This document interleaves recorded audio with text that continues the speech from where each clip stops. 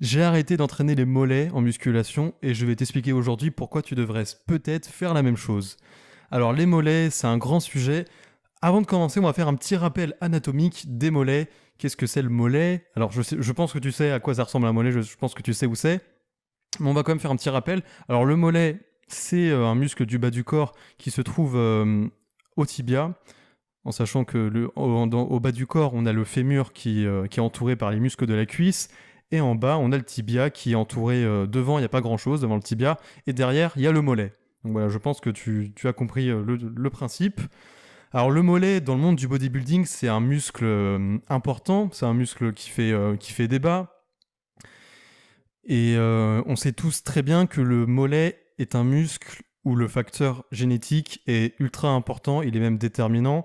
Tu sais très bien qu'il y a des personnes qui ne font pas de musculation, qui n'entraînent pas leur mollet, qui ne font même pas de sport, des personnes sédentaires qui n'ont pas de, non, qui justement ont des gros mollets, bien musclés, bien flamboyants comme il faut. Et il y a des personnes qui entraînent les mollets 2, 3, 4 fois par semaine et pendant plusieurs années et qui ont toujours des mollets nuls, enfin des petits mollets de merde, voilà. Du coup, quand on sait ça, déjà c'est pas très motivant, même pour quelqu'un qui fait de la musculation. Et même et surtout dans un parce que là où tu es, là quand tu es avec moi, on parle plus de notre but n'est pas l'hypertrophie, notre but est d'être fonctionnel. Voilà, donc ça va avec évidemment quand on veut être fonctionnel, il y a l'hypertrophie qui rentre en jeu, mais voilà, c'est pas le sujet. Et dans un but hypertrophique, je vais t'expliquer non, dans un but fonctionnel, je vais t'expliquer pourquoi ce n'est pas utile d'entraîner les mollets et c'est même contre-productif. Alors, déjà, avant de parler de pourquoi c'est contre-productif, muscler les mollets dans un but fonctionnel n'est pas utile. Je ne sais pas si tu vois les mouvements déjà de force en powerlifting et en haltérophilie. On n'a pas besoin d'avoir des... Il n'y a pas d'extension de cheville, sauf exception, on en reviendra, on en reparlera après. Et même dans les mondes, dans l'endurance, le cardio, tous les autres sports, ça sert à rien d'entraîner les mollets avec des extensions mollets assis, des extensions mollets debout, à la machine, aux haltères, à la barre, à la Swiss machine, tout ce que tu veux, c'est pas utile. Voilà. Et maintenant, on va parler d'un petit sujet, on va parler de mobilité. Alors la mobilité, je pense que tu sais ce que c'est le fait de pouvoir mettre son corps dans des positions un peu spéciales que quand tu es sédentaire, tu peux pas faire, et la mobilité, ça se travaille. On va parler de la mobilité de cheville. Alors la mobilité de cheville, c'est un problème pour certaines personnes, c'est-à-dire que quand elles descendent pour faire un squat, par exemple, elles ont du mal à descendre en gardant le dos droit, parce qu'elles n'arrivent pas à avancer leurs genoux, parce qu'elles sont limitées par la mobilité de leurs chevilles. Elles n'arrivent pas à aller mettre leurs genoux vers l'avant pour descendre pour faire leur squat. Alors, on va pas parler du mythe. Je veux quand même mentionner le mythe qui dit qu'il faudrait pas dépasser les genoux de la pointe des pieds quand on fait un squat, ce qui est complètement débile. Voilà, on est au-dessus de ça évidemment. Là, on parle pas de ça. Voilà, on parle vraiment d'un squat complet, je sais pas, un overhead squat par exemple. L'overhead squat, c'est le squat le plus compliqué, le squat qui montre le mieux, qui met le plus, qui travaille ta mobilité à fond. Et du coup, t'imagines un overhead squat, un overhead squat. Un overhead squat, au cas où tu sais pas, c'est vrai que je pars du principe que tu sais, mais peut-être pas. Un overhead squat, c'est un squat où tu as la barre, où tu tiens la barre au-dessus de ta tête. Et si tu essayes, tu verras que c'est très compliqué. Enfin, ça demande une mobilité assez exceptionnelle.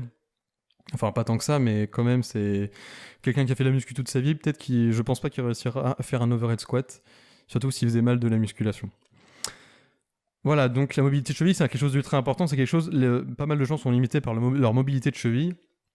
Et il se trouve que les extensions mollets, tout ce qui est extension mollet, assis, debout, tout ça, ça la réduit. Ça la réduit parce que tu mets ta cheville dans une situation un peu complexe, un peu compliquée pour elle.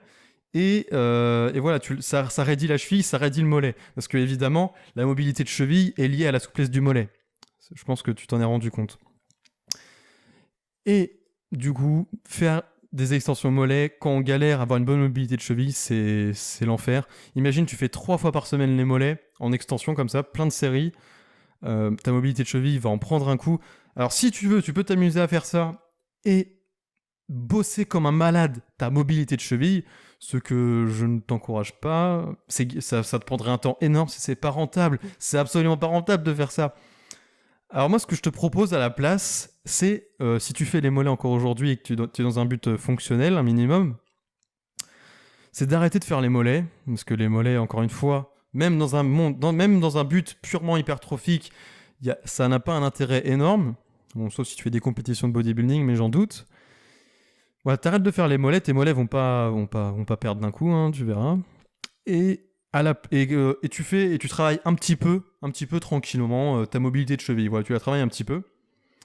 Et en faisant ça, tu auras t'auras une bonne mobilité de cheville et puis voilà, tu n'auras pas des mollets ridicules. De toute façon, les mollets, voilà, bon, on s'en fout un petit peu entre nous, on s'en fout un petit peu. Alors voilà, tu as plusieurs cas. Tu as le cas de la personne qui travaille pas du tout sa mobilité et qui fait plein d'extensions de mollets. Et là, tu peux toujours rêver pour faire un squat complet sans arrondir le dos. Sans faire un beau squat complet, tu pourras jamais. Soit tu veux continuer de faire les mollets comme un fou, mais tu veux faire des beaux squats, tu veux faire des beaux mouvements d'haltérophilie, etc. Et tu bourrines ta mobilité tous les jours pendant 1 heure, limite, tu fais non, peut-être pas 1 heure, mais ouais, non, mais chaque fois que tu fais des extensions mollets, après, pendant 1 heure, tu travailles ta mobilité de cheville, quoi. C'est presque ça.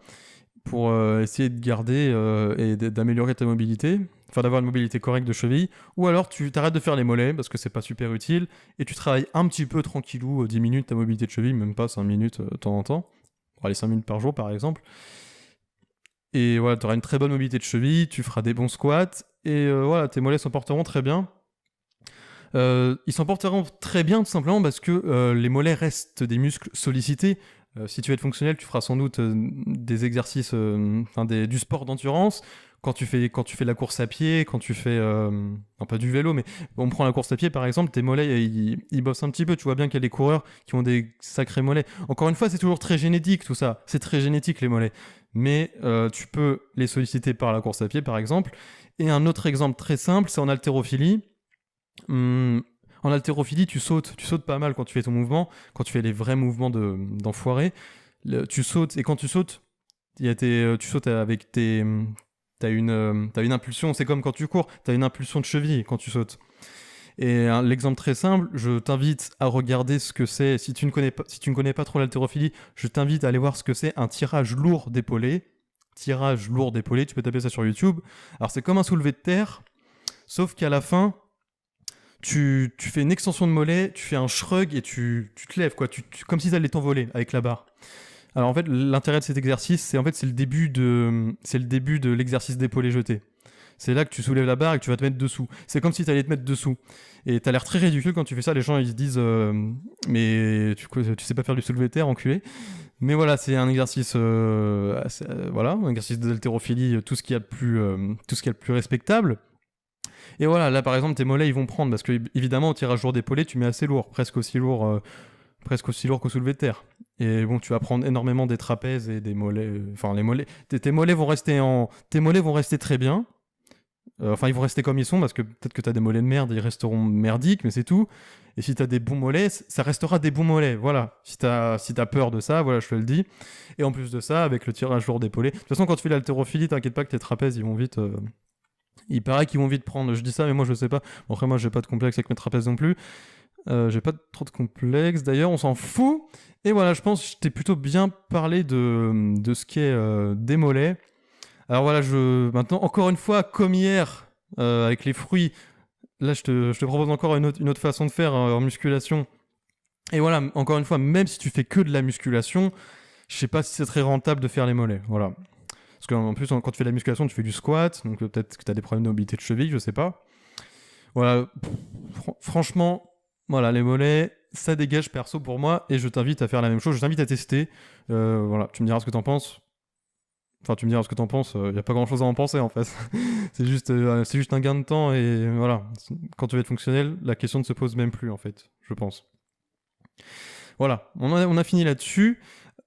Pour finir, je voulais te parler d'un gros truc, enfin d'un truc quoi, qui me concerne mon projet. J'ai lancé une liste email qui s'appelle La Bulle. Alors une liste email, qu'est-ce que c'est? Tu sais quand tu t'inscris à tu t'inscris sur des sites Et des fois, il y a un truc coché, abonnez-vous à la newsletter pour recevoir des promotions, tout ça. Tu vois ce que je veux dire? Alors c'est un peu le même concept, sauf que pas du tout, évidemment. Là, on n'est pas là pour faire de... je vous envoierai pas des mails pour faire de la pub, etc. Ce sera plus des mails... Là, ça n'a rien à voir, en fait. Ça n'a rien à voir avec ça. C'est le même concept. Enfin, c'est le même truc technique. Techniquement, c'est la même chose. Mais dans le fond et la forme, c'est pas du tout la même chose. Alors, ouais, ce sera des trucs que je vous dirai, que je te dirais que je dirais pas forcément sur les réseaux sociaux, des trucs peut-être plus personnels. Et voilà, c'est pour ça que je l'ai appelé la bulle. Voilà, cette liste email s'appelle la bulle. Et voilà, donc si tu veux entrer, enfin voilà, donc l'intérêt pour toi, si tu entres dans ma bulle, voilà, ça se passe dans la description. Alors l'intérêt pour toi, voilà, c'est d'avoir peut-être des trucs plus intéressants que ce que tu peux trouver sur les réseaux sociaux. Des trucs peut-être plus personnels. On verra, j'ai pas encore de concept mis en place. Et bien sûr, si ça te plaît pas, tu peux te désabonner, hein. C'est toujours en dessous des emails. En bas de l'email, tu as toujours un truc. D'ailleurs, en bas de l'email, on voit aussi une adresse. En fait, je voulais enlever l'adresse, on peut pas l'enlever. Du coup, j'ai mis l'adresse de ma boîte, la boîte postale. Enfin, le courrier de... Comment ça s'appelle? Le bureau de poste le plus proche de chez moi. Voilà, j'ai mis cette adresse-là. T'étonnes pas si tu vois ça. Mais ce sera vraiment des mails tranquilles. C'est des mails limite comme si c'était une lettre, tu vois. Il y a pas de trucs flash partout, etc. C'est vraiment un mail tranquille, comme si t'envoyais un mail à un pote ou à un collègue de bureau. Au niveau de la forme et au niveau du fond, bah, j'espère que ça t'intéressera. Et l'intérêt pour moi, je vais pas te cacher, il y a un intérêt quand même, c'est de pas être dépendant d'une plateforme. L'intérêt des mails, c'est que peu importe, imagine YouTube se crash, imagine Instagram se crash, tout ça, je suis dans la merde. Mais quand t'as une liste email, tout ça on s'en fout, parce que les mails c'est... Comment dire, on va pas faire une description de ce qu'est un mail, mais un mail, t'imagines bien que ça risque pas de se cracher. Le monde du mail, ce n'est même pas un monde, c'est une... Enfin, voilà. Tu vois, donc l'intérêt pour moi, c'est d'avoir toujours une base de personnes que je peux contacter facilement, peu importe ce qui se passe dans le monde. Et voilà, donc ça peut être intéressant. Donc si tu veux t'inscrire à cette liste email, si tu veux t'inscrire à la bulle, ça se passe dans la description, tu auras un lien. Tu cliques sur ce lien et là tu auras juste à rentrer ton adresse mail. Et puis c'est tout, tu auras un mail de confirmation, je crois. Ça apparaît peut-être dans l'onglet promotion. Si tu es sur Gmail, tu as plusieurs onglets. Tu as l'onglet principal, l'onglet pub et l'onglet promotion, enfin un truc comme ça, et c'est peut-être dans l'onglet promotion, donc je maîtrise pas encore tout ça, tout ce qui est email, donc je ferai, voilà, on en reparlera, je ferai des tests pour voir si ça marche bien, mais voilà, donc voilà, on verra ce que ça donne, j'espère que ça te plaira, et je pense qu'on a fait le tour, du coup je te souhaite une bonne journée, et je te dis à demain pour un nouveau podcast. Salut!